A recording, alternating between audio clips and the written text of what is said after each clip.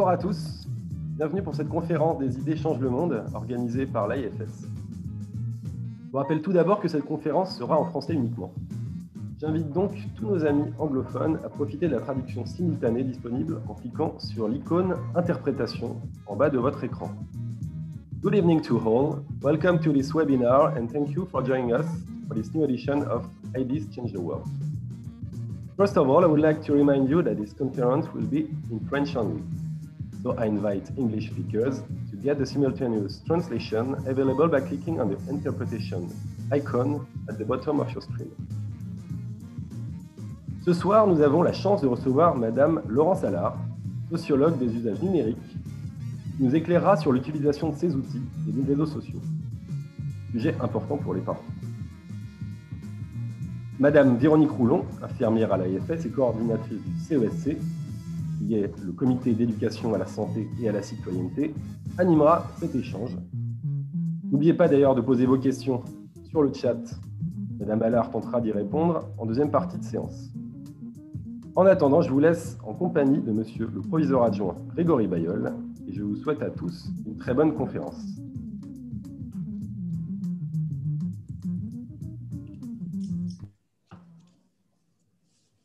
Bonsoir à toutes et à tous. Donc, bienvenue pour cette nouvelle conférence. Je vous adresse tout d'abord tous mes voeux pour cette nouvelle année, qui commence donc avec la présence de Madame Allard et que nous remercions vivement.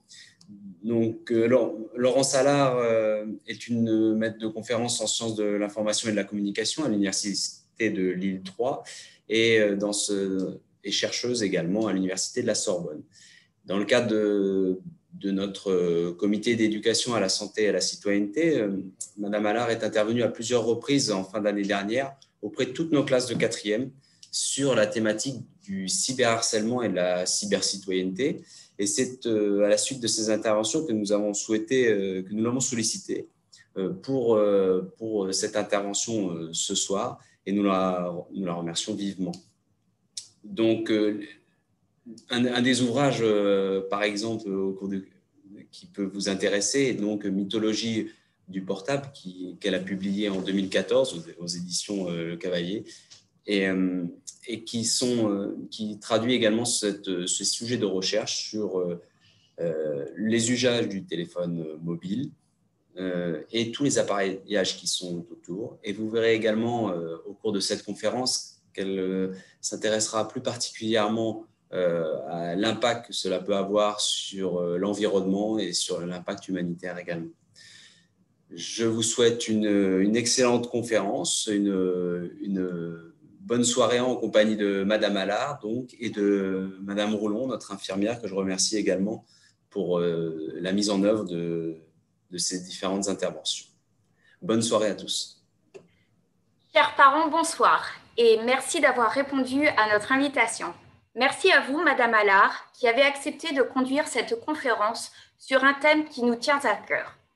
Parents et personnel éducatif, nous sommes tous témoins de l'attachement de nos enfants aux outils numériques et aux applications qu'ils proposent. Ces outils suscitent la méfiance des parents et la controverse au sein des générations. Alors, comment peut-on aborder avec son enfant les problématiques liées à l'usage des réseaux sociaux et leur apprendre à devenir des usagers du numérique responsables? Je vous laisse la parole, Madame Allard. Donc, je vous remercie beaucoup de cette invitation. En effet, j'ai eu beaucoup de plaisir à rencontrer en distanciel vos enfants pour traiter du cyberharcèlement. Je ne vais pas complètement reproduire les propos que j'ai tenus avec eux et je vais peut-être élargir sur des enjeux également que j'appelle écologiques, c'est-à-dire d'une écologie de la communication, puisqu'on va voir finalement que la façon dont nous allons interagir entre nous en ligne suppose des outils qui ont demandé aussi des interactions entre les humains et puis l'environnement qui les entoure, et que finalement la façon dont on se traite entre humains et dont on traite également finalement nos milieux, notre environnement fait partie finalement d'un même problème, et qu'une écologie de la communication peut être pensée plus globalement pour à la fois essayer de limiter justement les interactions désagréables, violentes, harcelantes, et de limiter également notre impact et notre habitabilité tout simplement sur une même terre. Voilà. Donc c'est un propos un peu plus général que je vais tenir avec vous, et je pourrais revenir sur des points juridiques, par exemple autour du cyberharcèlement que j'avais développé avec les enfants, peut-être dans le débat. Voilà. Donc je vais partager une présentation avec donc notamment avec des données. Hop, pardon. Voilà. Je vais pousser la barre d'outils. Voilà. Donc pour une écologie de la communication en ligne. Donc rapidement, oui, je suis maîtresse de conférences en sciences de la communication à l'Université de Lille et également à Paris 3 Sorbonne Nouvelle. Et donc, ma spécialité, voilà, ce sont les usages citoyens du numérique et du smartphone, mais aussi du portable. Hein. Je travaillais longtemps sur le développement économique, par exemple, et le téléphone portable.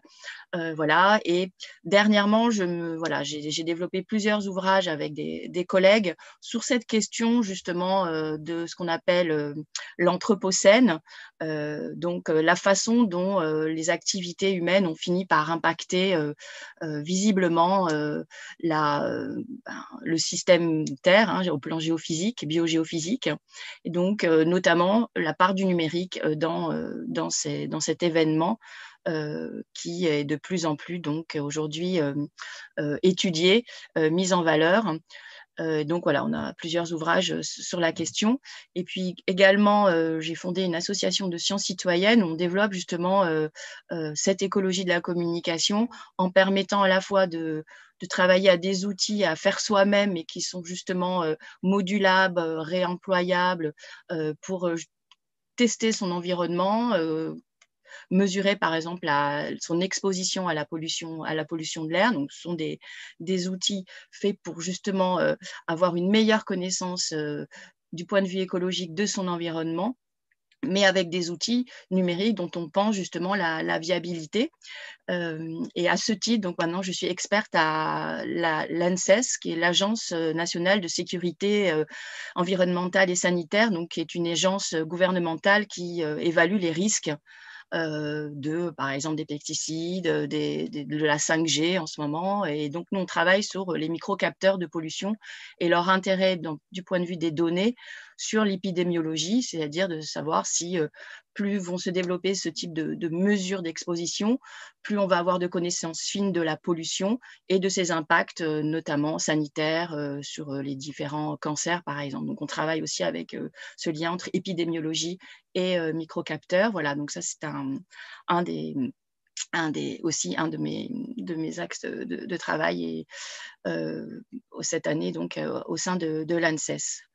Et à l'ANSES, je travaille aussi sur le groupe Jeunes et Numérique, parce que justement, on essaye de travailler sur l'impact du numérique sur la santé des enfants. Voilà, les aspects biologiques, physiologiques. Alors, donc, je vais un peu reprendre une partie des propos que j'ai tenus avec vos enfants, notamment sur la question de la haine en ligne. Et donc, l'idée, c'était bien sûr d'acculturer au pourquoi de la haine en ligne et de donner quelques outils, bonnes pratiques pour justement y mettre fin et se défendre, tout simplement, une sorte d'autodéfense numérique à mettre en place. Je vais donc moins m'attarder sur les aspects juridiques, mais on pourra les reprendre en discussion sans problème. Ce que j'ai surtout tenu à leur dire, pour commencer, c'est qu'il n'y a pas que les adolescents qui se faisaient harceler et qui étaient harceleurs, les adultes sont les premiers harcelés et harceleurs. Et donc, j'ai cité quelques exemples que j'avais observés récemment, et puisque moi-même, j'ai été victime de harcèlement sur Twitter, en tant qu'universitaire et en tant que femme. On est extrêmement exposé. Dès qu'il y a une intervention sur une chaîne de télévision ou un article, finalement, aujourd'hui, on est insultés. On nous demande de faire un autre travail, voire de ne plus travailler, puisque nous sommes des femmes. Bon, bref, je vous passe les délires, mais voilà, c'est donc une expérience que j'ai vécue moi-même et qui m'a amenée à porter plainte, etc.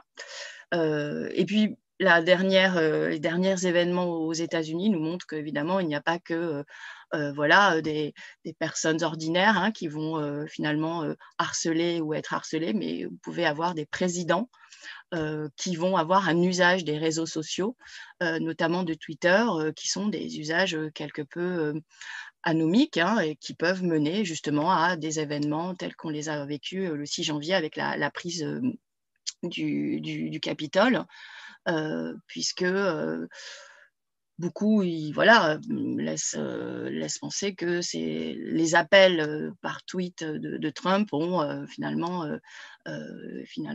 voilà, inspiré et puis engagé finalement les différents groupes d'extrême droite ou néo-nazis aux États-Unis, plus les partisans de Trump, à venir donc occuper le Capitole de façon totalement inédite. Je crois qu'il y a une fois dans l'histoire des États-Unis où on a eu une telle occupation. Voilà. Et donc, bon, bah, vous connaissez maintenant les images hein, par cœur de cette occupation. Là, je vous ai mis donc une carte qui a été circulée justement sur différents réseaux sociaux, notamment des messageries mobiles, pour se donner rendez-vous. Et ce qui est intéressant, c'est quand même l'imaginaire, un peu, on parle de cavalerie, etc., l'imaginaire qu'il y a sous-jacent à cette occupation, puisque voilà, il s'agissait de se réunir voilà, ensemble pour attaquer le Capitole. Donc, il y avait vraiment une concertation, une organisation sous-jacente. Et, voilà.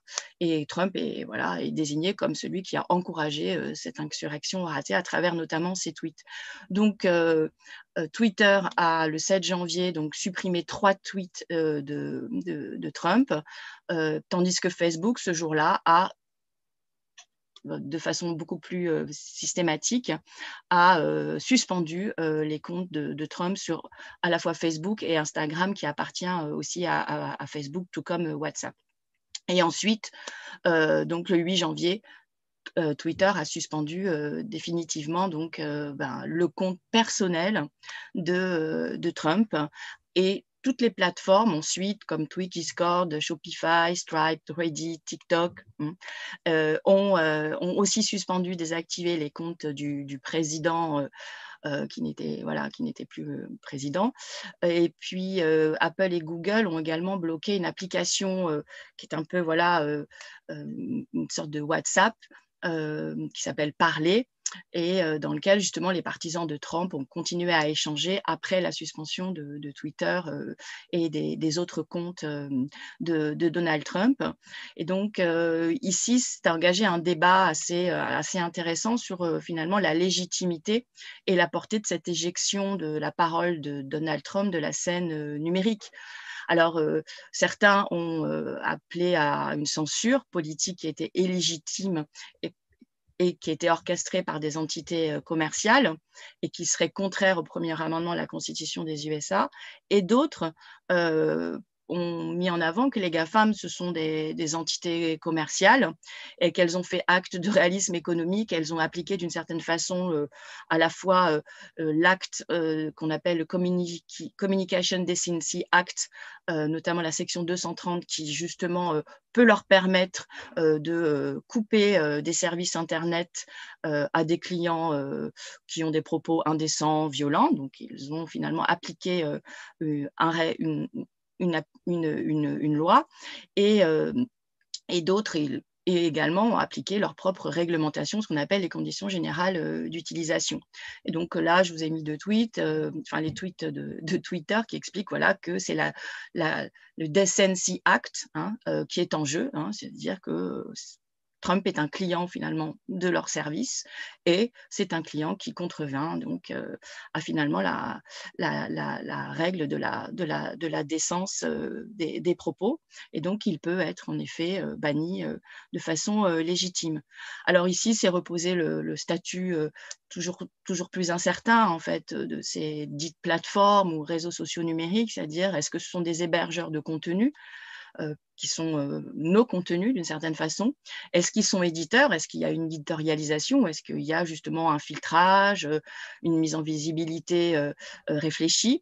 Et puis, est-ce que c'est aussi un contrôleur d'accès, puisque Google et Apple, en bloquant l'application Parler sur leur magasin d'applications, eh bien, on fait œuvre aussi de contrôle d'accès. Donc, le statut incertain de ces réseaux sociaux numériques est de nouveau en discussion. Et beaucoup militent finalement pour la requalification de ces réseaux sociaux numériques en éditeurs responsables a priori des contenus.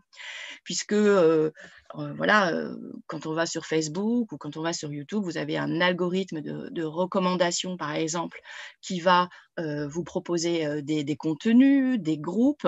Et puis, vous avez tous, bien sûr, de par votre expérience, observé que parce que vous interagissez avec certains, vous pouvez avoir accès à leur mur, à leur fil d'actualité, tandis que certains sont totalement invisibilisés. Donc, il y a un travail de tri, de filtre, donc un travail d'éditorialisation des contenus qui est exercé par l'intermédiaire de cet algorithme. Donc, beaucoup militent pour dire que finalement, on a plus affaire à des médias sociaux qu'à des réseaux sociaux ou des plateformes où chacun peut s'exprimer, puisqu'il y a un filtrage et une mise en visibilité qui est en plus assez peu transparente pour les utilisateurs même de ces réseaux sociaux numériques.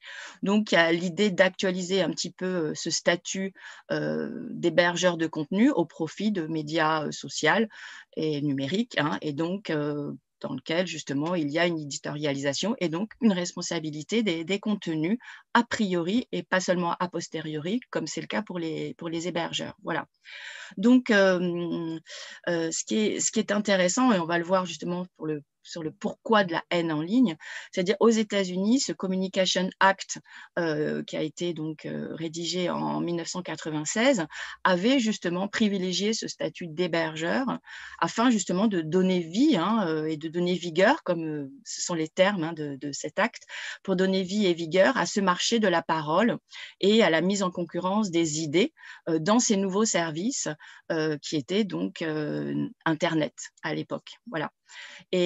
Mais aujourd'hui, il y a cet horizon de redéfinir de façon plus ferme le statut médiatique des réseaux sociaux numériques, sachant en effet qu'ils ont plusieurs régulations entre le premier amendement, certes, mais les lois liées au secteur des télécommunications, les lois liées justement à la question de la décence dans les communications.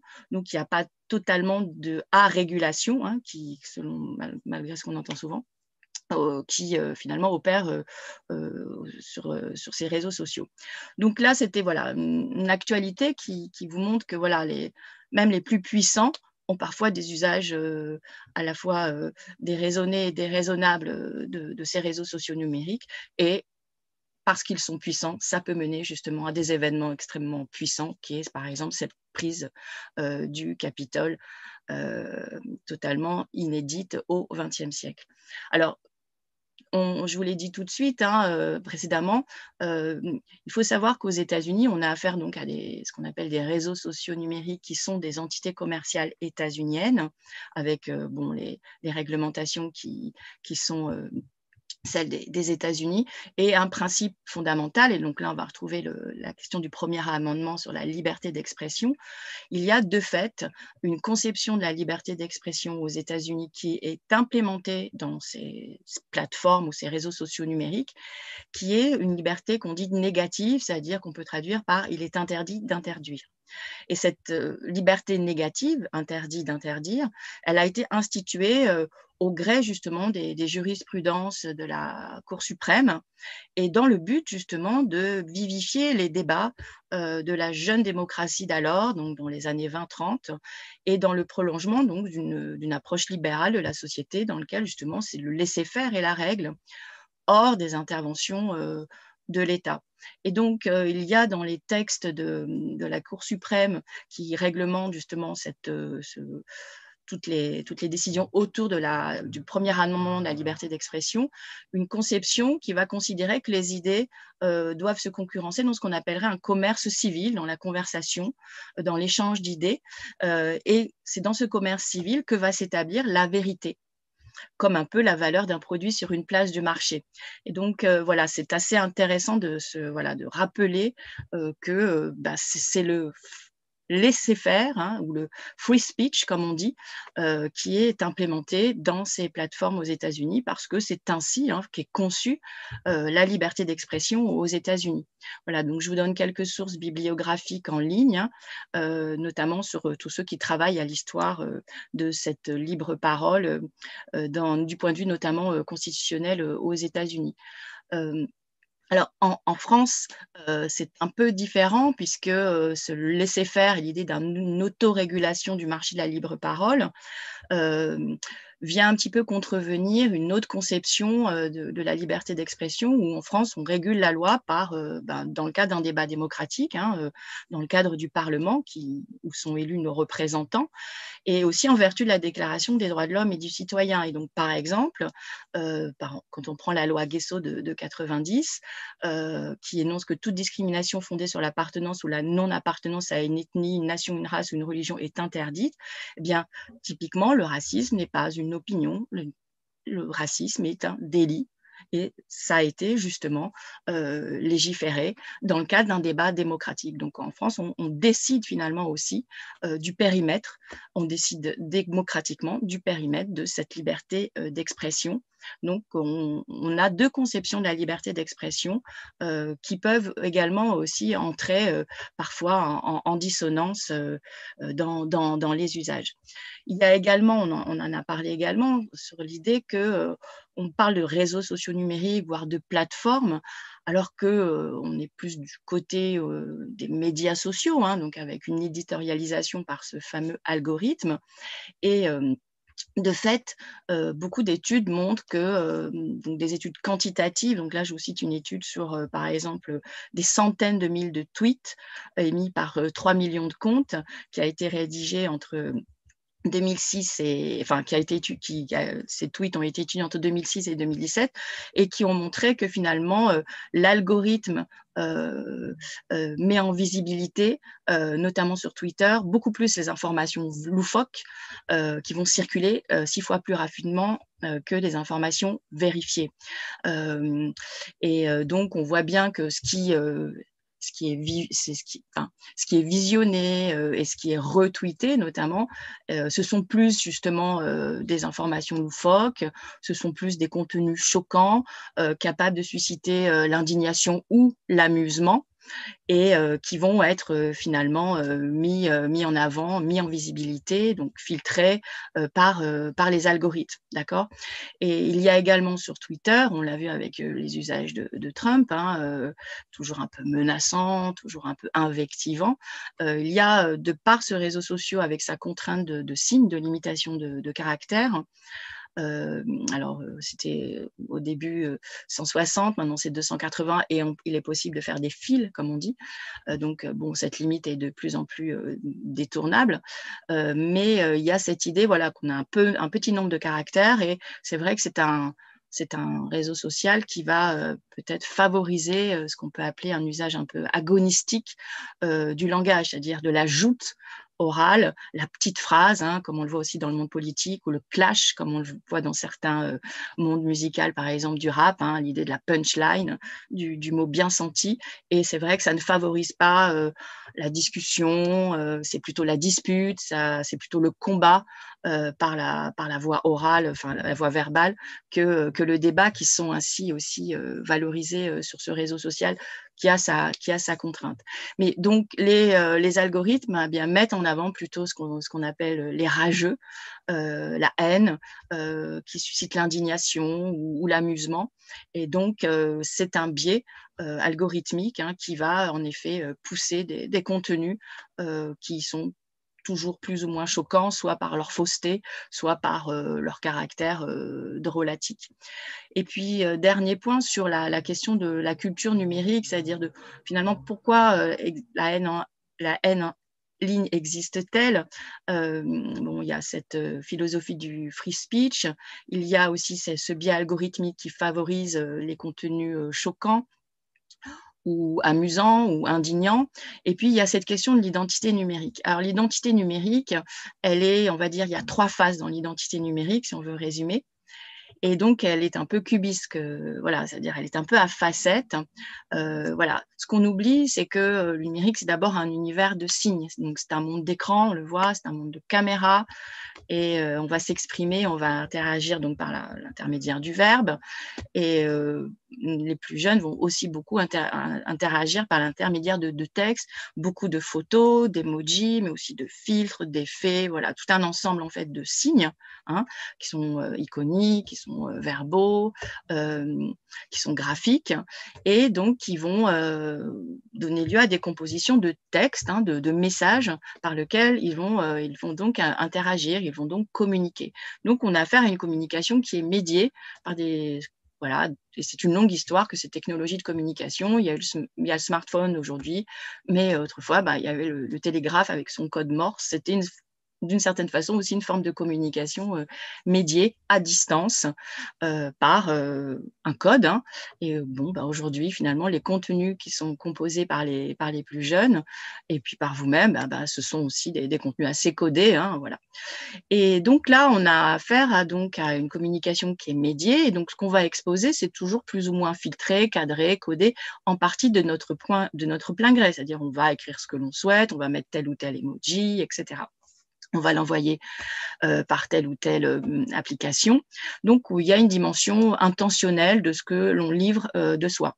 De son image de soi, pour le dire vite, hein, mais c'est voilà, un peu sa subjectivité, ce que l'on pense, ce que l'on a envie, ce que l'on ressent, etc.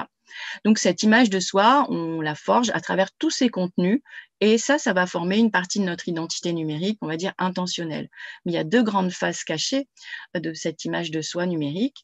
D'abord, il y a toutes les traces informatiques qui sont non intentionnelles, sur lesquelles on ne peut quasiment rien, parce que là, on est sur une partie quasi machinique, quasi technique, c'est-à-dire dès que vous vous connectez, eh bien, vous avez des adresses IP, vous avez l'adresse de votre machine, vous avez votre localisation, vous avez tout un ensemble de ce qu'on appelle des métadonnées que l'on ne maîtrise pas du tout en tant qu'utilisateur, et qui sont intéressantes en revanche pour les entreprises comme Facebook, puisque c'est là-dessus, finalement, sur toutes ces métadonnées qu'il va y avoir de la possibilité de revente et donc de profiler de la publicité pour des marques, etc. Donc voilà, donc ça c'est une partie assez importante du modèle économique des plateformes et réseaux sociaux numériques sur la base de ces traces informatiques quasiment machiniques hein, que l'on ne maîtrise pas.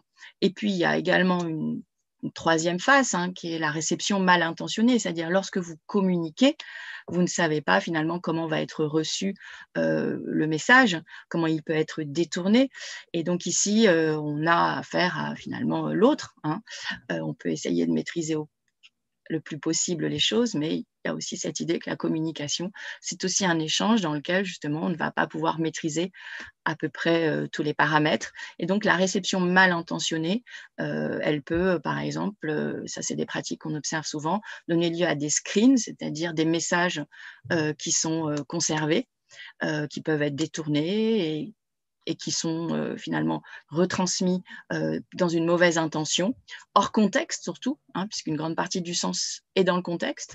Et donc, cette décontextualisation de certains contenus qui sont envoyés, par exemple, à un ami ou à un amoureux ou une amoureuse, etc., eh bien, se trouve circuler auprès de publics auxquels ils n'étaient pas destinés, se trouvent parfois mal interprétés ou sont finalement des objets de chantage et de harcèlement. Voilà. Et donc, cette partie de la réception mal intentionnée, c'est aussi finalement une part importante liée aux pratiques de cyberharcèlement.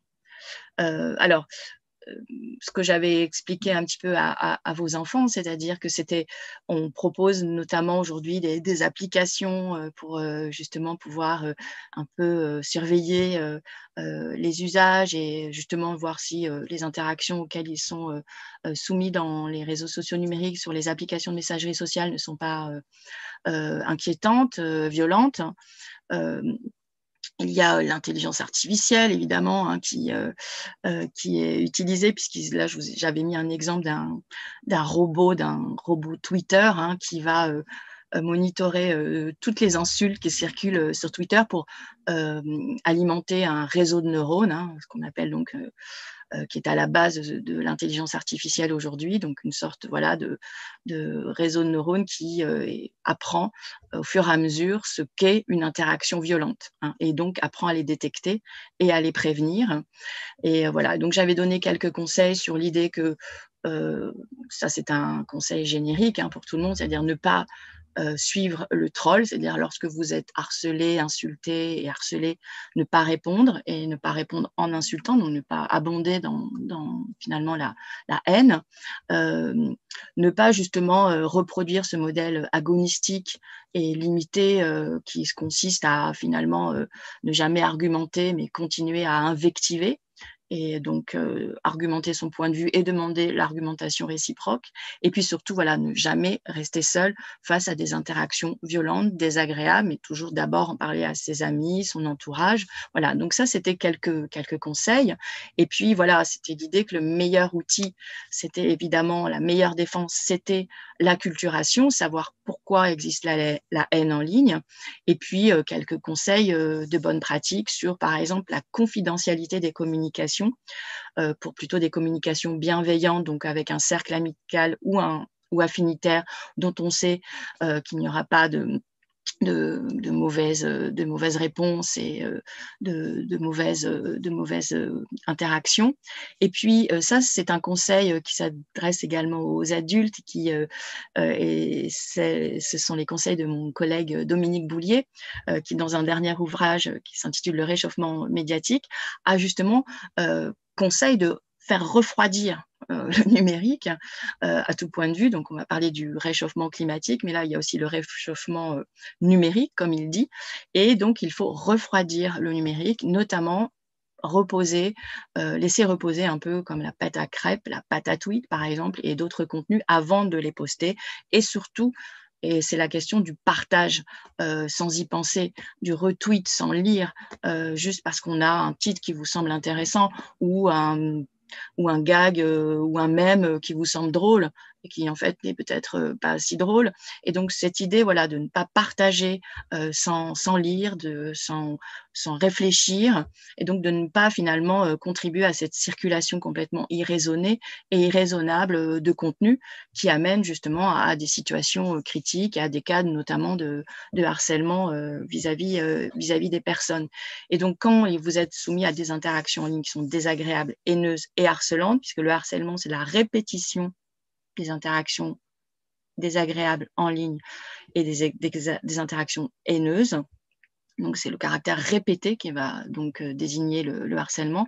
Eh bien, il faut signaler aux plateformes, bloquer bien sûr l'utilisateur et puis donc aussi sortir des écrans, c'est-à-dire en effet refroidir vis-à-vis de sa pratique. Et donc, je vous donnerai voilà, des indications juridiques, mais c'est vrai que le harcèlement aujourd'hui, hein, depuis 2018, est puni par la loi. Et donc, il y a une régulation qui s'effectue depuis donc 2018 par des plaintes qui peuvent donner lieu donc à des décisions de 1 an d'emprisonnement et de 15 000 € d'amende, hein, pour lorsqu'on a causé un harcèlement. Alors, il n'est pas forcément en ligne, hein, c'est le harcèlement en général, hein, ça peut être le harcèlement au travail, mais aussi le harcèlement en ligne. Il y a tous les outils numériques qui peuvent être mis en place, notamment les signalements automatiques qui sont proposés par les plateformes. Et puis la civilité, c'est ce qu'on a vu, c'est-à-dire la façon dont on peut justement, en tant qu'individu et en tant que groupe social, on peut justement s'auto-réguler. Et donc ça, c'est 3 domaines d'action qu'on peut mobiliser de concert, hein, pour lutter contre la haine en ligne, qui est d'une certaine façon un peu favorisé naturellement par le fait que l'on communique à travers essentiellement des outils issus et forgés par voilà, un pays qui a une conception qui est la sienne de la liberté d'expression, qui est la libre parole. Voilà. La libre parole, et donc ça, c'est ce qui peut expliquer donc le fait qu'il y ait peu d'autorégulation sur ces services d'expression et d'interaction sociale. Donc ça, c'était l'idée que voilà, la culture numérique, le numérique, ça peut être un peu le pire, notamment avec cette brutalisation, comme dit aussi un collègue, c'est-à-dire le fait que la haine en ligne est montée, que les rageux finalement sont beaucoup plus mis en valeur par les algorithmes que les interactions plutôt bienveillantes. Ça fait un petit peu le buzz, ça fait le spectacle, hein. Et puis, il y a aussi le meilleur. Donc, Wikipédia vient de fêter ses 20 ans. Sur Wikipédia, il y a une gouvernance des régimes de vérité qui s'effectue sous le mode de l'intelligence collective, puisque on peut tous contribuer à Wikipédia, mais il y a des relectures successives, des vérifications successives. Donc, on voit comment on peut, à travers Wikipédia, on peut malgré tout arriver à stabiliser une cohabitation de différents régimes de vérité, parce qu'il n'y a pas qu'une vérité, hein, elle peut être plurielle, mais d'abord, elle peut se débattre, et à un moment, en effet, on peut décider d'arrêter que ici, il y a un point de vérité, ici, il y a un point de vérité, et c'est ce qui s'effectue à travers justement le mécanisme d'autorégulation qui est à l'œuvre sur Wikipédia, qui est assez intéressant. Sur 20 ans, vous avez quasiment toute l'histoire de ces 20 dernières années qui s'écrit et qui se lit en partie sur Wikipédia, avec donc des vérifications, des avertissements sur l'idée qu'on a ici une page qui est plus publicitaire ou qui est soumise à suspicion. Donc, on vous donne aussi des indications de lecture des contenus dans Wikipédia, et tout à chacun peut contribuer à Wikipédia. Vous pouvez contribuer à Wikipédia si vous avez un domaine d'expertise qui vous semble par exemple peu représenté, mais vous verrez très vite que le contenu sera vérifié par des personnes qui peuvent être vous-même, puisque vous pouvez aussi participer à la modération de Wikipédia, hein. Tout le monde peut être contributeur, modérateur, s'il le souhaite. Voilà, pour justement pour établir une vérité qui soit donc la plus à la fois plurielle et la plus juste. Internet, c'est aussi donc un espace qui ouvre à la culture de la curiosité, avec toutes les vidéos, les tutos, les blogs, etc. C'est un ensemble de ressources éducatives. Je vous donne ici des ressources bibliographiques en ligne pour justement poursuivre la discussion, les textes de loi, des textes d'académiques. Voilà, vous avez tout un ensemble de contenus, de ressources qui nous aident à penser, à savoir, à mieux comprendre, et qui ne sont pas le tout d'Internet, hélas, puisque les réseaux sociaux existent, et c'est là aussi beaucoup que circule aujourd'hui de l'information, des ressources, hein, qui sont plus ou moins vraies, plus ou moins fausses. Donc Internet, pour le meilleur, c'est un ensemble de ressources éducatives, un accès à un savoir, et puis ça peut être pour le pire, justement, un lieu d'invective et de circulation d'informations trop peu vérifiées, mais extrêmement mises en visibilité. Et notamment, ce qui est intéressant, c'est qu'il y a cette dimension d'accès au savoir, mais il y a aussi l'exercice de la citoyenneté qui peut être favorisé justement par tous ces ensembles de ressources qui existent, qui sont accessibles.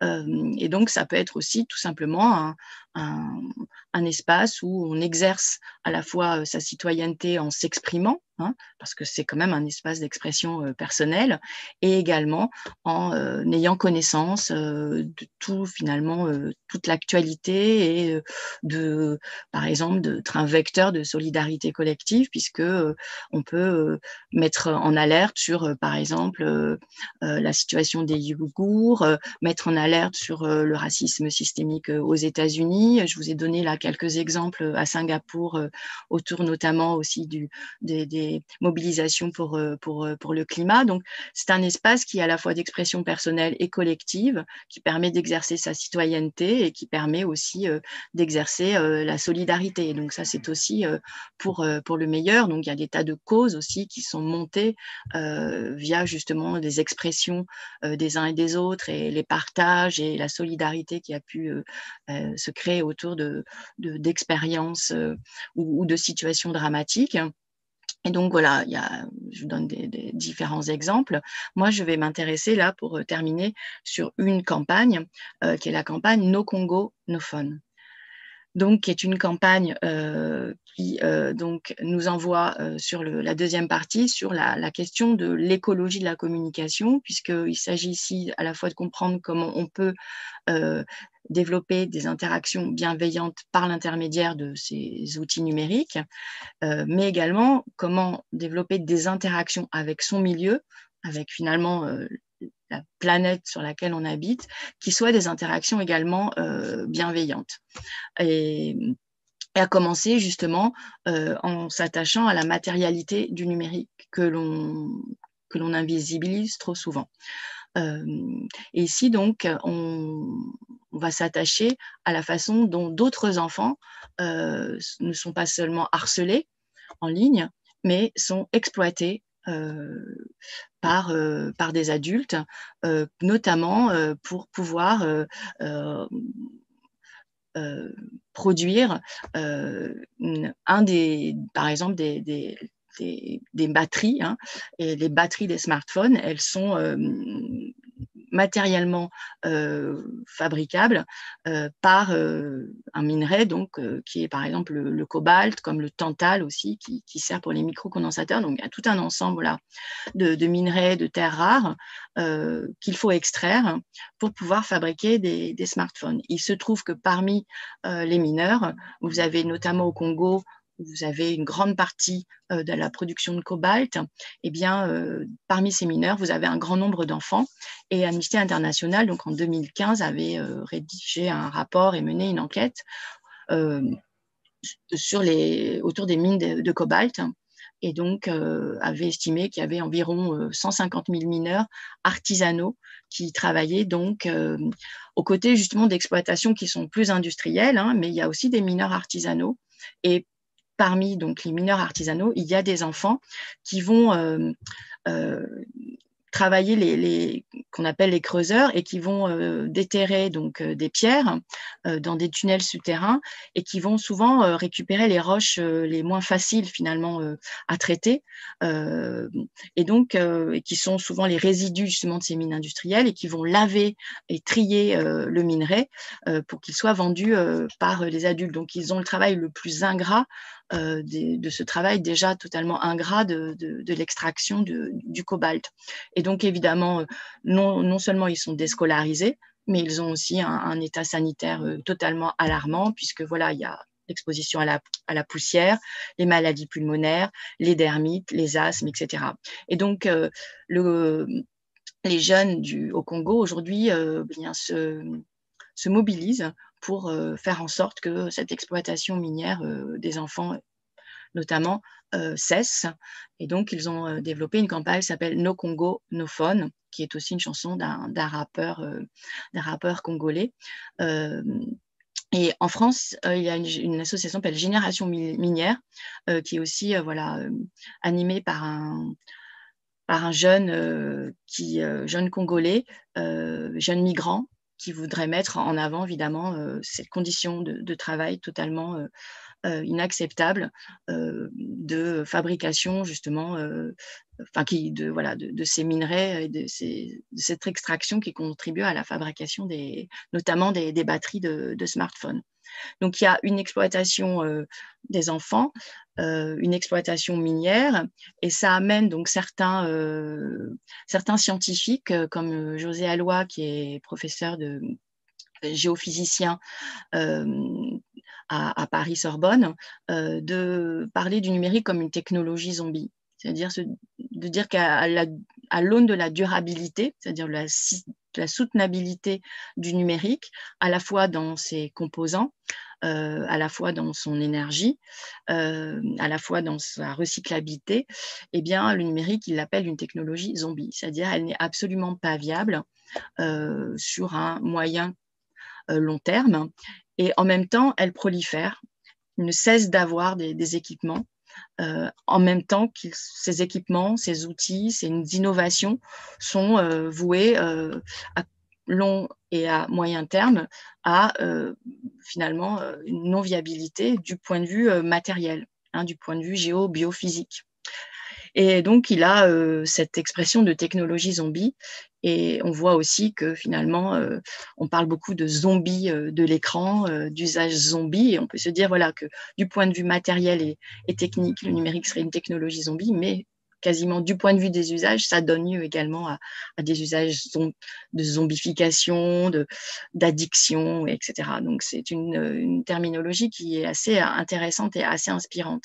Et donc, juste pour terminer, pour donner un peu une ampleur justement du caractère non soutenable du numérique, s'il continue à finalement devenir également une grosse télévision, comme on le voit aujourd'hui, eh bien, c'est un des secteurs qui est de plus en plus en augmentation du point de vue des impacts environnementaux. Donc, il y a, dans ce qu'on appelle les impacts environnementaux, il y a les émissions de gaz à effet de serre. Donc ça, le numérique est aujourd'hui responsable de 3 à 4% des émissions à gaz à effet de serre. Mais on l'a vu avec l'extraction minière, on a aussi une empreinte qui n'est pas simplement carbone, mais qui est environnementale, c'est-à-dire dans ce qu'on appelle les empreintes environnementales, il y a notamment l'utilisation des sols. Donc l'extraction fait partie de l'utilisation des sols. Il y a la question aussi de l'utilisation de l'eau. Il y a la question également de la pollution. Et donc, on va voir qu'il y a énormément de déchets électroniques dont on ne peut rien faire, qui vont contribuer justement à la pollution, soit atmosphérique, soit également à la pollution des sols. Donc là, on est dans ce qu'on appelle les limites planétaires, c'est-à-dire c'est un concept formé par un ensemble de scientifiques, notamment des chimistes, qui en 2009 donc, ont désigné 9 processus, systèmes qui régulent la stabilité et la résilience du système terrestre. Voilà. Tout ce qui est les interactions de la Terre, de l'océan, de l'atmosphère, de la vie dans son ensemble. Donc, c'est un ensemble.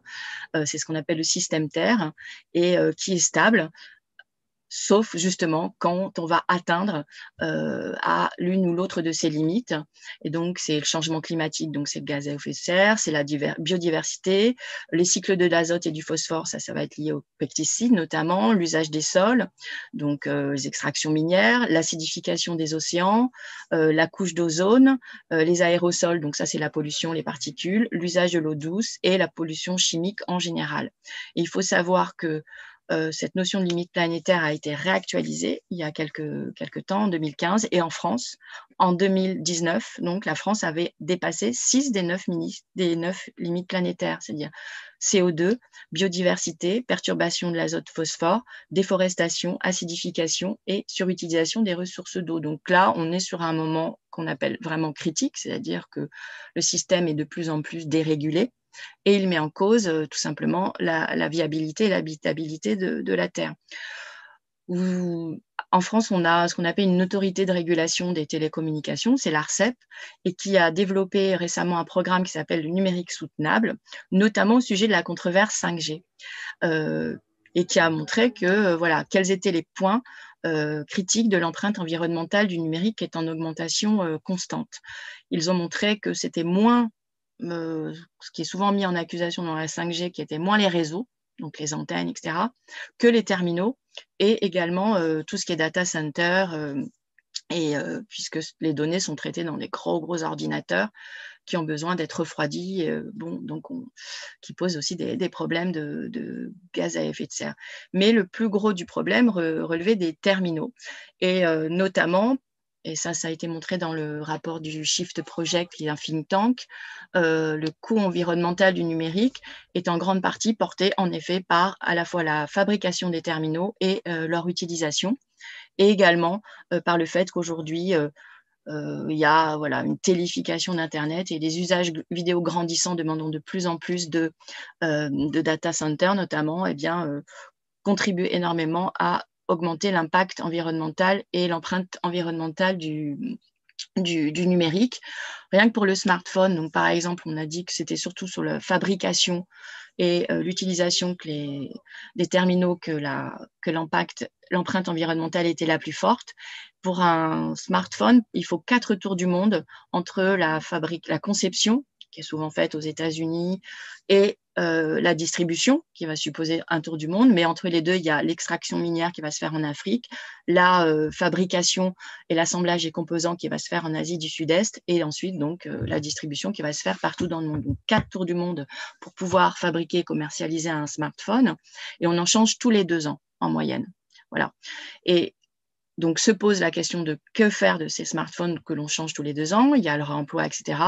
La recyclabilité est extrêmement difficile puisque on a affaire à, on l'a vu, des assemblages notamment de métaux. Il y a à peu près 60% d'un smartphone qui fait de métaux, d'alliage, de minerais.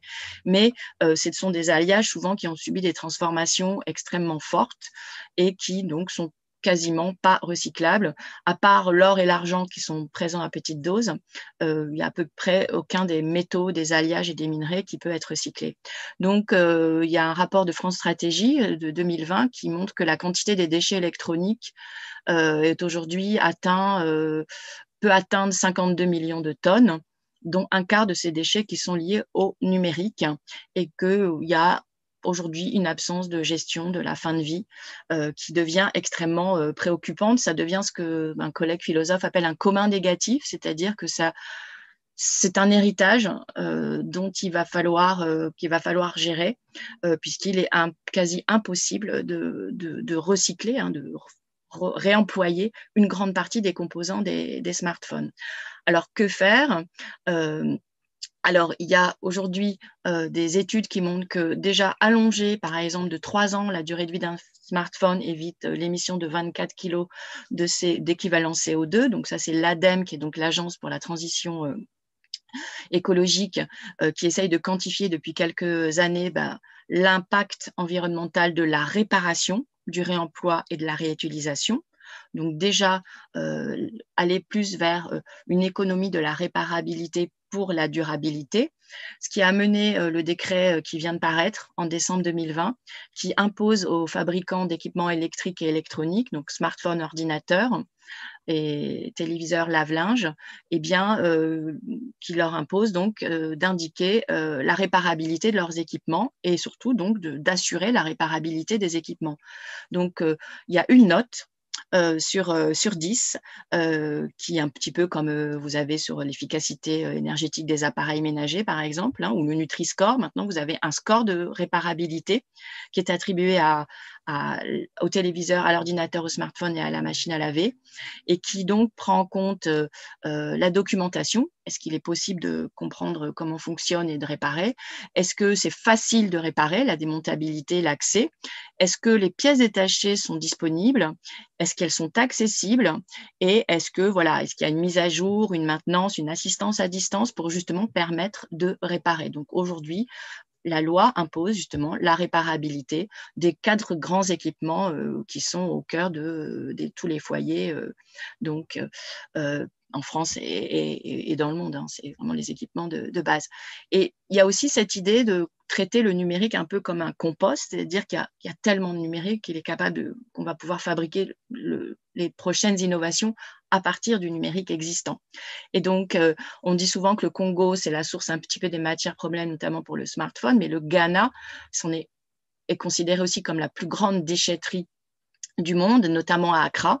Et là, vous avez donc des collègues designers qui ont créé un Fab Lab mobile et open source qui s'appelle AMP, et dans lequel, justement, ils pratiquent le surcyclage, donc le fait de réutiliser tous ces déchets pour produire de nouveaux objets et de nouveaux appareils, de nouveaux outils.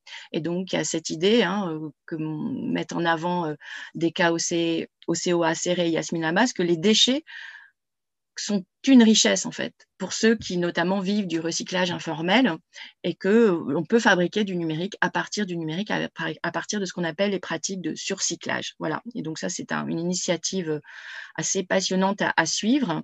Et donc aujourd'hui, voilà, se développent des ateliers de réparation, se développe le mouvement des Repair Cafés.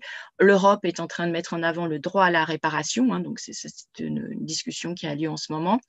Et vous avez les magasins de réparation, donc vous avez tout un ensemble d'espaces qui sont les Fab Labs, les Repair Cafés, les Hackerspace, les Makerspace, et qui justement nous forment à la réparation, par exemple des smartphones, de changement de vitres, etc. Donc il y a cette idée qu'on a des objets morts, qu'il s'agit un peu de les redignifier, hein, comme dirait aussi un collègue Diego Landivar, anthropologue, dire de leur donner une nouvelle vie, et de passer du rebut donc à un objet qui a un nouvel usage.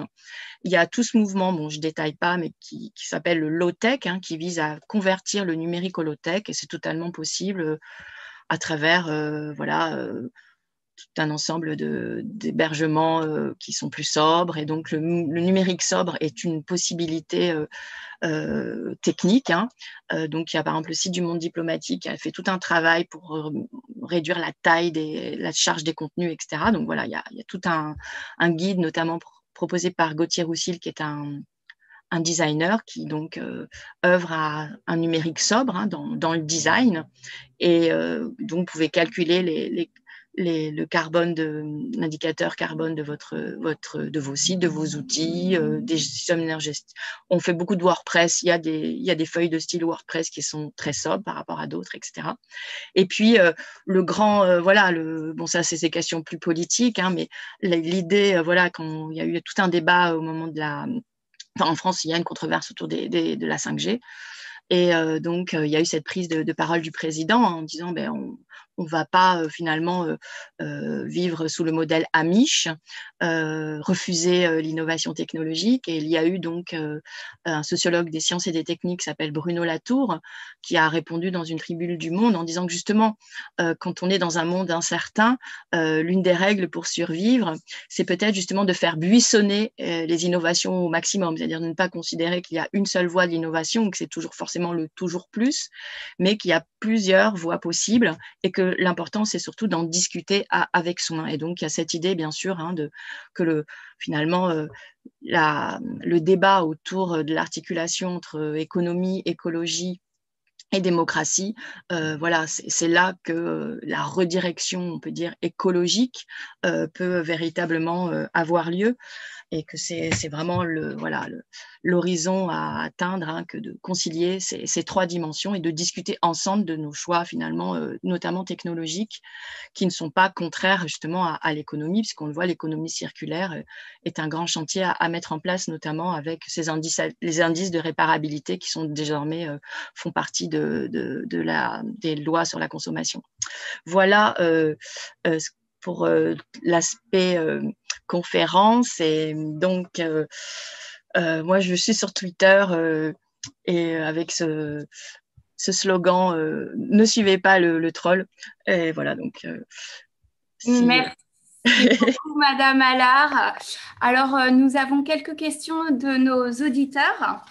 La toute première, pour construire l'identité numérique de nos enfants, quels conseils pouvons-nous leur donner? On a une autre question qui rejoint un petit peu celle-ci. Quand peut-on considérer qu'un enfant s'installe dans un comportement de harceleur? Quand devient-il victime? Que peuvent faire seuls les parents en dehors de supprimer les écrans? D'accord, donc des conseils. Alors, sur l'identité numérique, je pense qu'il y a vraiment cette idée de leur faire comprendre, hein, que ce sont qu'on a affaire à un univers de signes. Donc, c'est un peu comme s'ils écrivaient, en fait, hein, lorsqu'ils composent des messages ou qu'ils font des petites vidéos, notamment sur TikTok. C'est un peu comme s'ils écrivaient un petit texte, en fait, hein, d'accord? Et donc, cette idée de bien réfléchir à finalement ce qu'on est en train d'écrire.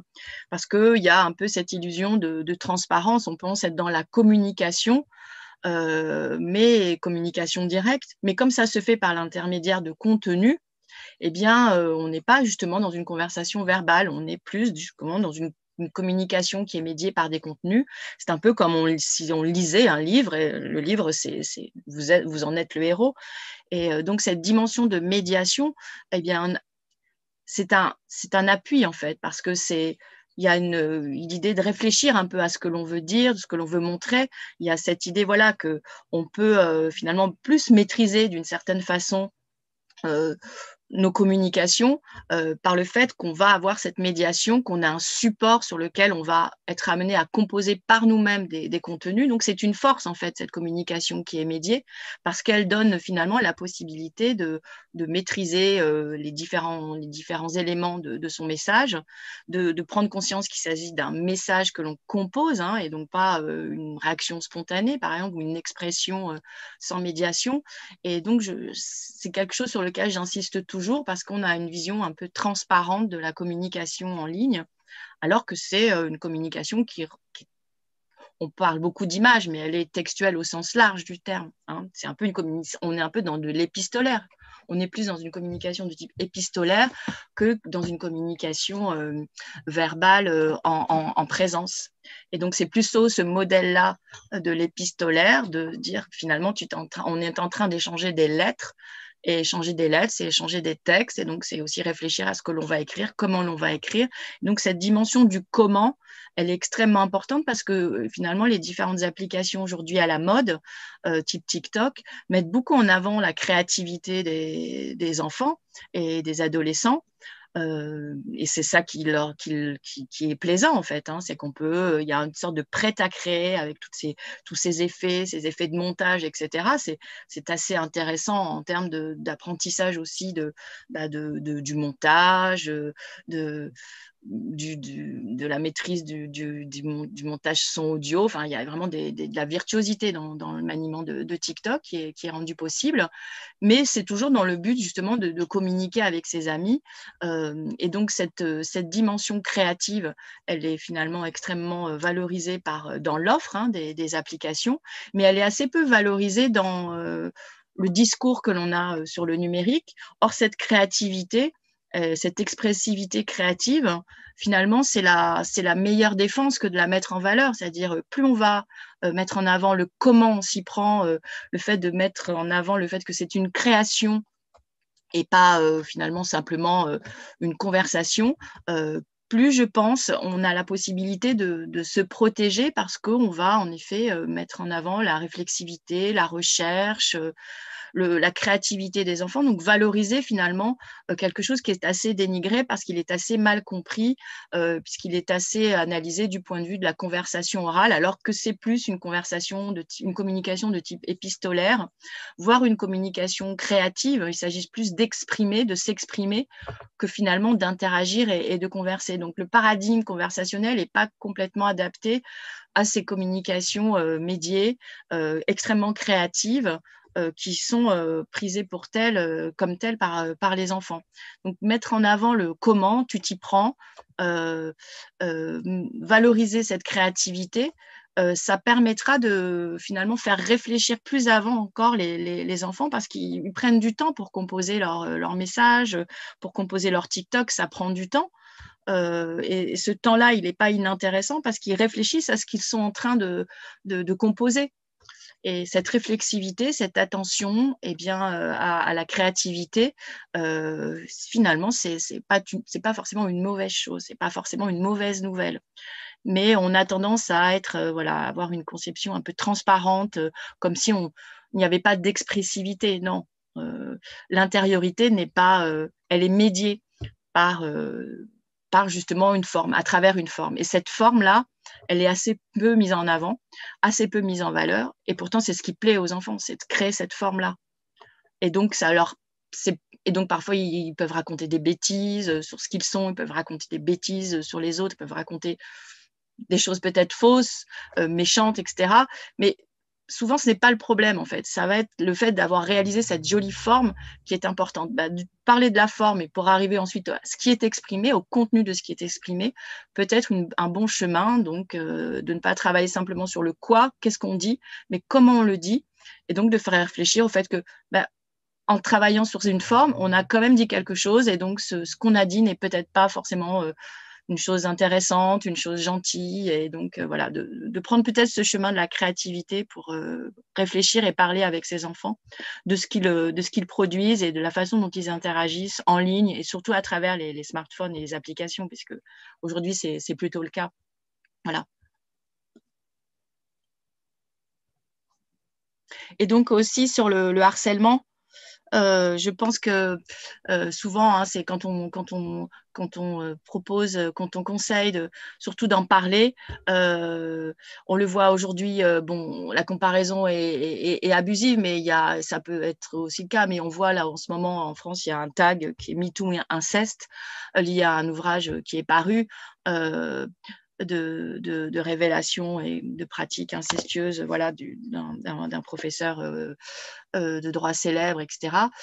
Donc, l'idée voilà, de ce qu'on appelle voilà, le coming out, c'est-à-dire parler, hein, parler de ce qui vous fait honte est une première victoire et la principale défense, c'est-à-dire que le harcèlement, il vise aussi à vous culpabiliser et donc à faire de vous finalement, c'est non pas seulement la victime, mais aussi celui qui serait la source légitime de ce harcèlement. C'est par votre faute que vous êtes harcelé. Et donc, cette idée, voilà, de surtout parler de cette honte, de ce malaise, ça, c'est extrêmement important. Et donc, et je pense que toutes ces campagnes, c'est pour ça que je dis que Internet, c'est aussi pour le pire et le meilleur. Évidemment, il y a... Aujourd'hui, j'ai archivé pas mal de ces tweets récemment, donc il y en avait 100 000 avant-hier, depuis samedi. Donc on voit bien que là, finalement, tout le monde cherche à parler finalement d'expériences honteuses, cachées, tues depuis de nombreuses années. Et que, bon, évidemment, ça peut paraître un peu un déballage, mais il est important parce que, voilà, il montre que nous ne sommes pas seuls dans nos malaises et dans des expériences d'une violence extrême qui ont parfois brisé des vies et que cette solidarité, elle peut justement permettre de guérir certaines blessures intérieures. Donc cette extériorisation, elle est extrêmement importante. Et donc voilà, donc le premier signe, hein, c'est souvent le fait de se renfermer, de ne plus vraiment parler, donc tout le silence qui se fait, que l'enfant produit autour de lui, ça c'est un premier signe hein, que on le sait tous en tant que parents, hein, que quelque chose ne va plus, notamment dans ses interactions avec ses camarades. Et puis surtout, voilà, toujours s'intéresser à ce qui, sans entrer, bon, c'est l'éducation en général, mais sans être trop intrusif, trop autoritaire, s'intéresser tout simplement à nos enfants et une partie de la vie de nos enfants, elle est aussi en ligne ou dans les interactions via ces applications. Et donc, une partie de nos enfants sont aussi des êtres numériques, on va dire. Et donc, s'intéresser à cette face-là de leur identité, c'est par nous-mêmes, en fait, sans chercher à calquer et à reproduire des discours tout faits que l'on entend ici ou là, mais tout simplement, de savoir un peu ce qu'ils font, avec qui, avec quoi, donc d'en discuter comme finalement une partie de ce qu'ils sont. Et aujourd'hui, c'est vrai que c'est une grande partie de ce qu'ils sont est aussi numérique. Et donc, voilà, je pense que c'est très important d'être dans ce dialogue, comme on l'a à propos de tout ce qu'ils font dans la vie, dans une journée, les interactions sur le numérique, c'est un peu important. Jamais ils vont vous montrer leur TikTok, hein, il n'y a rien du tout, vous inquiétez pas. Mais au moins, ils pourront vous parler de 2-3 choses qui pourront vous mettre en alerte ou en tout cas avoir une approche par vous-même de votre enfant sous ce versant-là. Je crois qu'il faut surtout arrêter de fantasmer et de reproduire un discours un peu dramatisant, puisque la plupart du temps, c'est plutôt amusant, c'est de la récréation. Ils jouent avec leur mobile, hein, c'est tout. Ça ne va pas souvent plus loin que ça. Après, il y a évidemment des contenus que l'on ne maîtrise pas pour aussi le meilleur et le pire. Et donc là, c'est aussi de discuter de qu'est-ce qui t'a intéressé sur TikTok. En ce moment, c'est beaucoup TikTok. Qu'est-ce qui t'a choqué, voilà, mais assez spontanément, sans être trop dans l'interrogatoire. Mais bon, ça, c'est le métier de parent. Ça, c'est à ce sujet, nous avons une question d'un auditeur qui voudrait savoir la différence qu'il existe entre les lois françaises qui punissent le harcèlement et les lois du reste du monde. Quelles sont les différences juridiques entre les pays? Je ne les connais pas toutes, mais voilà, je sais qu'en France, depuis 2018, voilà, le harcèlement en ligne est puni. Et donc, ça, c'est assez important d'avoir en tête ces différentes, les différents aspects de cette loi et surtout la façon dont on peut justement la faire appliquer avec à la fois la plainte, les preuves, et donc surtout les preuves, hein, donc les fameux screens dont on parlait, et puis également les signalements aux plateformes elles-mêmes. Hein, donc il y a la possibilité de signaler aux plateformes de façon automatique. Donc vous avez des liens quand vous allez sur le site de la, enfin si vous allez sur le site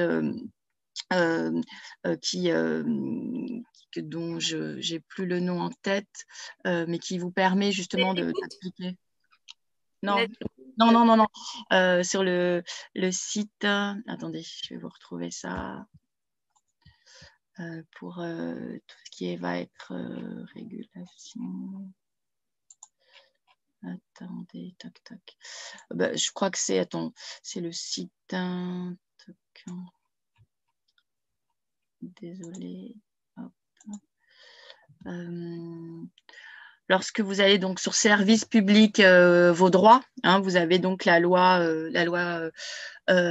harcèlement, et là vous avez tout un ensemble de procédures à mettre en place qui sont quasi automatisées. Donc vous avez les liens vers les fonctions de signalement des différentes plateformes qui permettent donc, bon, c'est un outillage parmi d'autres, hein, mais donc vous avez les différents liens qui vous permettent de signaler directement sur Twitter, Facebook, Instagram, Snapchat et TikTok des problèmes. Le fait est aussi de très vite bloquer, hein, signaler et bloquer, et pas l'inverse, puisque si vous bloquez sans signaler, vous n'avez plus justement accès au compte qui fait problème, donc le signaler, le bloquer pour vous en protéger, mais déjà, voilà, faire connaître le problème auprès des plateformes. Donc, vous avez des demandes de retrait de contenu, et sinon, vous avez Pharos dans les cas très urgents, qui est la plateforme de signalement de contenu, mais on avait vu avec les différents faits d'actualité ont montré que, bien sûr, il y avait eu il peut y avoir des signalements, mais ils peuvent être, le temps de traitement peut être assez long, et donc, mais ça fait partie de l'outillage. Donc, la plainte, le signalement, et Pharos, la plateforme de signalement de contenu en ligne, en cas si l'on veut un traitement assez rapide par justement les autorités, et pas seulement par les entités commerciales qui sont TikTok, etc., puisqu'ils sont des entreprises commerciales qui ont leur propre réglementation, et aussi une autorégulation, mais qui est de leur fait, puisque ce sont des entreprises. L'affaire Trump a bien montré le hiatus qu'il y a dans le fait de voir finalement un usage quasiment de service public, hein. Tout le monde s'exprime sur ces plateformes, mais ça reste des entreprises commerciales qui ont finalement leurs conditions d'utilisation et une conception particulière de la liberté d'expression. Et donc là, on ne peut pas naïvement penser qu'on a affaire à des plateformes neutres. Et donc, ce sont des entités commerciales qui peuvent décider ou pas le retrait des contenus. En revanche, il y a cette loi harcèlement avec cette plateforme Pharos qui permet de signaler les contenus aux autorités. Et bien sûr, la plainte qui peut être rendue possible avec une constitution de preuves sérieuse. Parce que ce n'est pas toujours facile de garder des preuves aussi désagréables. Donc, il faut faire des screens, même des mots les plus violents, faire des dossiers assez solides. Nous avons une autre question. Comment peut-on développer chez nos enfants la cybercitoyenneté ? Alors, je pense que la cyber-citoyenneté, c'est indissociable de la citoyenneté. Voilà, donc c'est ce que j'expliquais pour qui était un peu l'objet de la conférence, c'est-à-dire une écologie de la communication, c'est aussi une façon dont on va interagir les uns avec les autres. Donc la question de la civilité, elle est, voilà, elle est essentielle. Et donc la civilité hors ligne et en ligne, ça fait partie d'un même apprentissage, hein, de la façon dont finalement on va interagir et considérer l'autre. Et donc, c'est une éducation qui est totale, hein, c'est-à-dire le rapport à autrui, le respect, l'écoute, la bienveillance. Et donc, c'est une façon dont on va, pour toute la vie, interagir par différents moyens, hein, qui sont à la fois en présentiel, en coprésence, ou des moyens techniques, hein, ou des moyens ou ou des médiations technologiques. Mais de toute façon, hein, il y a cette idée que, eh bien, les interactions et la façon dont on va considérer son interlocuteur n'est pas propre au numérique, hein. Et donc, et ça va s'apprendre dès le plus jeune âge, et bien avant l'usage des services de type TikTok, etc., s'ils existeront encore par le passé. Donc, je pense que c'est, voilà, la citoyenneté, c'est la façon dont on va, voilà, interagir, prendre en considération autrui, tout simplement. En parlant d'avenir, comment voyez-vous l'usage du numérique dans le futur? Et que pensez-vous de la 5G? Oui, alors voilà, donc j'ai participé à beaucoup de travaux sur la 5G, notamment la plateforme de l'ARCEP, là, qui était, l'ARCEP a proposé une plateforme collaborative avec des débats d'idées. C'était très intéressant parce que c'est ça aussi la citoyenneté, hein, la cyber-citoyenneté, c'est que chacun puisse participer justement à la fois dans ses usages et dans les questions qu'il se pose du numérique, hein. Donc, la 5G, on se focalise, on l'a vu, hein, beaucoup sur les antennes, etc. L'ANSES, justement, est en train de mener une expertise sur la question des ondes, parce qu'on a des ondes millimétriques, hein, comme on dit, donc 2,5 GHz, qui n'ont jamais vraiment été utilisées dans la communication mobile. Puisqu'il y a 3 5G, il y a les basses ondes, mais il y a les ondes les plus hautes fréquences qu'on appelle les 2,5. Ça va de 700 MHz à 2,5. Et il y a le 3,5 qui est utilisé aujourd'hui plus ou moins. Donc voilà, il y a 3 5G en fait dans la 5G.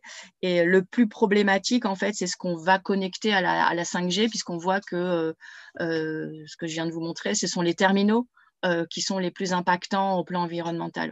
Donc, plus on va développer de terminaux pour se connecter, donc typiquement, qu'est-ce qui va se produire là? Il va falloir renouveler son smartphone puisqu'il ne sera plus 5G.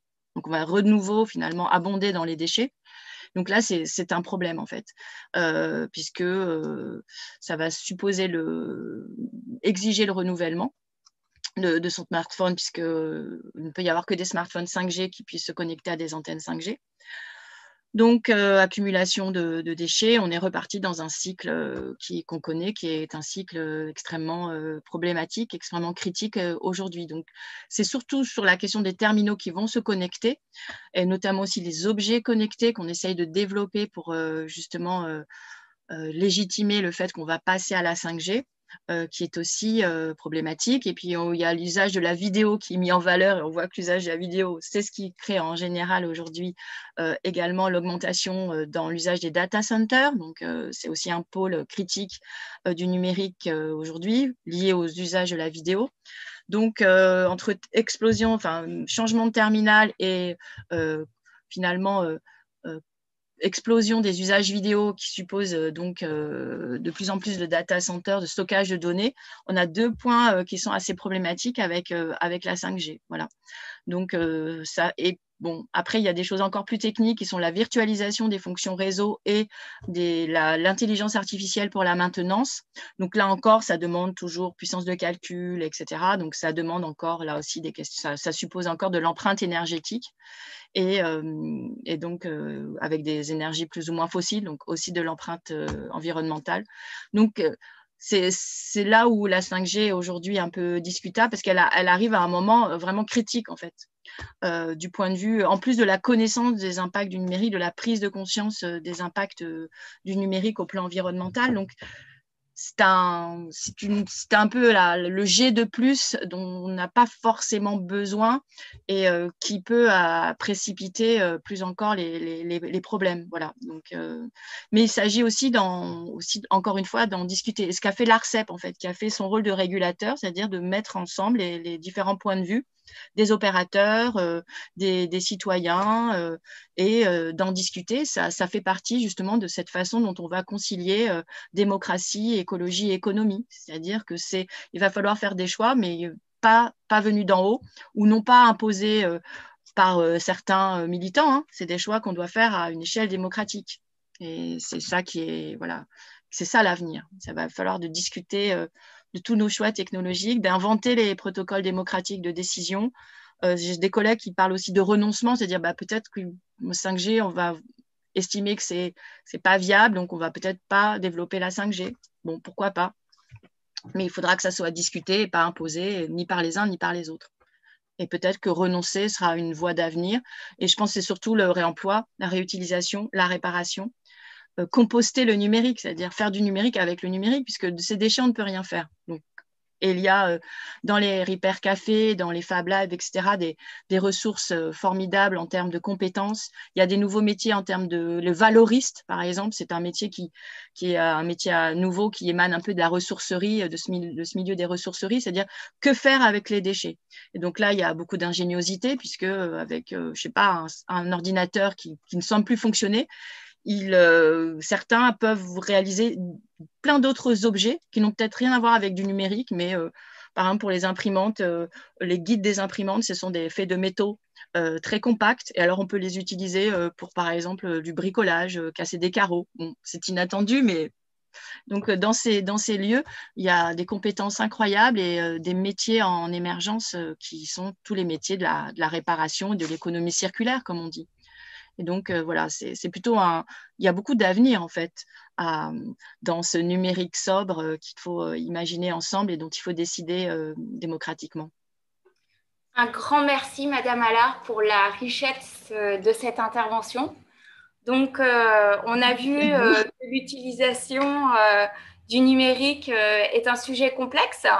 Les risques liés à Internet, finalement, sont les mêmes que ceux que l'on peut rencontrer dans la vie courante.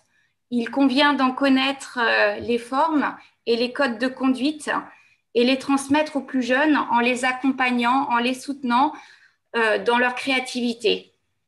Les bénéfices procurés sont finalement bien supérieurs aux dangers que l'on pourrait évoquer. Internet est un vecteur de solidarité. Il permet de soutenir des minorités, des collectivités. C'est un outil extrêmement puissant et comme chaque outil, il convient d'en apprendre l'usage. C'est d'ailleurs un outil incontournable qui nous permettra de relever les défis de notre temps. Merci encore. Merci beaucoup à vous. Et donc, voilà, à disposition si vous voulez... si des personnes veulent m'adresser d'autres questions, et puis surtout les sources bibliographiques pour aller plus loin, voilà, ça c'est important puisque ce sont des sources sur Internet que je vous ai choisies, donc voilà. Et merci à vous de votre invitation, pour tous ces échanges, ces questions, et voilà, surtout l'important, voilà, c'est surtout d'en débattre, de discuter avec nos enfants et discuter, voilà, entre nous de tous ces choix voilà, de société et pour une communication voilà, que j'appelle écologique, c'est-à-dire d'interdépendance et de traitement bienveillant envers les humains, mais aussi ce qu'on appelle tous les non-humains, donc notre environnement. Voilà. Merci beaucoup, Madame Allard. Merci beaucoup d'avoir pris du temps pour cette conférence. Merci beaucoup pour votre présentation. Merci à vous et bonne soirée, bon courage cette année. Dites bonjour à la France de notre part. Ah oui, oui. Merci. Et voilà, je vais juste finir cette conférence pour vous rappeler à tous les prochaines rencontres.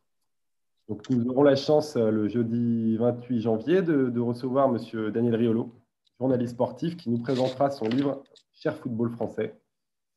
Ensuite, ce sera au tour de M. Pierre-Marie Liédo, le mercredi 10 février, qui est neurophysicien à l'Institut Pasteur de Paris.